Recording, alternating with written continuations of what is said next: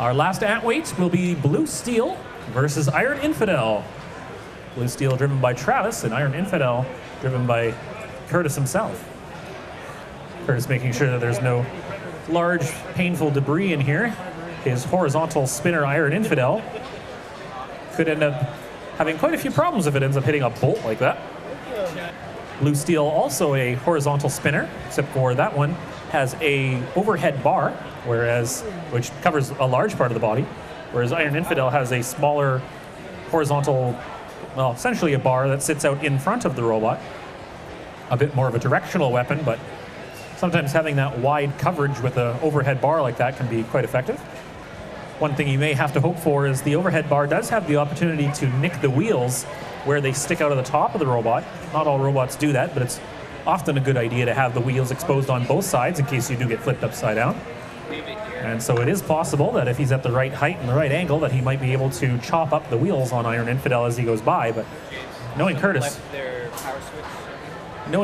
and the speed of his robot and his driving skill, I don't think he's going to give him a lot of opportunities to hit those wheels. He's going to have to be pretty quick about it. Blue Steel does spin up, as it's been doing very well so far this whole weekend. That weapon's been extremely reliable, which is actually quite surprising for these spinners, especially ones like that are connected directly to the weapon motor. A few hard hits tends to damage the motors and prevent them from working properly, but it has been smooth as silk this entire weekend. Iron Infidel, on the other hand, been having trouble with his weapon all weekend. He often can get it spinning, but it's been a little janky at times, although it's looking a lot smoother at the moment, which is good to see. Between the two of them, I have no doubt this will be an exciting match. Our judges are ready. The drivers are ready. We will start in 3, 2, 1, fight. Iron Infidel spinning up instantly here as Blue Steel waits just a moment and comes in. Blue Steel getting his tines around the outside of Iron Infidel's weapon, sending him flying across the arena. Curtis using the red hazard to try and get his weapon spun up with these brushless drive motors. Often it can be a little bit difficult to get him started in the first place. Iron Infidel hitting one of the tines on the front of Blue Steel and going flying into the corner. Blue Steel pursuing, using his tines to try and direct Iron Infidel around. Wanted to get to the red push out, but instead goes towards the blue one, which Curtis appropriately has closed. Iron Infidel's weapon hitting the top of Blue Steel ever so slightly, stalling the weapon out, but he's able to get started again. A hard hit as Iron Infidel goes flying. He's now upside down and maybe having a little bit of trouble getting that weapon started. Blue Steel trying to take advantage of it. It ends up popping up right into Blue Steel's tines, but managed to fall out just in time. Blue Steel spinning around, getting that weapon going. No doubt just the ramping up of the speed of the weapon is enough to do that as he uses the tines to push in Iron Infidel into the big blue saw. Kind of just barely nicking off, not able to do a whole lot.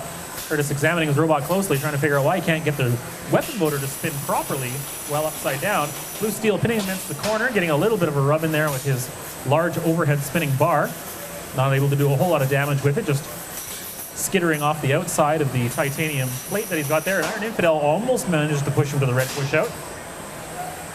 Curtis certainly no stranger to pushing matches with various wedge-like robots that he's used in the past. I think he was hoping to not have to make a pushing match out of this one, but that might be all he's got available to him at the moment. There he goes. Weapon is spun up now, hitting the tines on the front of the front of Blue Steel. Blue Steel spinning up. There he goes. Holy crap! Putting it all the way up to full, and actually managed to make contact with Iron Infidel, kick him across the arena. Still upside down. And Blue Steel seems to have maybe one wheel not quite working properly. I'm not sure. Having a little bit of trouble controlling it, I think, but it is working. In the meantime, Iron Infidel spun up to full, pushes Blue Steel into the wall. Part of the weapon motor, or the weapon arm of Blue Steel has broken. The rest of the arm is still on there, but it's not going to be very strong on that side, and it's certainly not balanced, as you can see as he spins it up full again. Looks like now it's serious. He really wants to make sure he can get what he can out of his weapon while he still can. Weapons hitting on each other. Blue Steel being thrown back towards the blue corner. We've got 32 seconds remaining, as Blue Steel's weapon is working, but it's well off balance at this point. 25 seconds. Iron Infidel coming in, trying to disable his opponent as best he can, maybe try and get one of those wheels. He does make a bit of contact, but bounces off and hits the big blue saw. He is now close to that red pushout. 15 seconds remaining. Both spinning up their weapons hard. They've only got 10 seconds to finish this fight, if they can. Iron Infidel trying to line up one, does take off the other half of the weapon. So Blue Steel is now just craziness. 2, 1. time is up. That's the end of the fight. Great job to both Travis and Curtis driving this one. Two powerful weapons, but unfortunately for Travis, he's left with only half a weapon at this point. I'm actually really impressed that the motor is still functioning properly. That's usually the first thing to go when these things get hit, but that thing's held up very well. So hopefully all you have to do is replace that weapon blade and be on his way. Check that he's been dropping. Just completely stopped. It's good? Good there? Yeah, it's fine. So this will go to a judge's decision based on damage, aggression, and control. They're going to have to decide who was able to do the most of all three here. That's going to be a difficult one. There's certainly a lot of damage on Blue Steel, no doubt.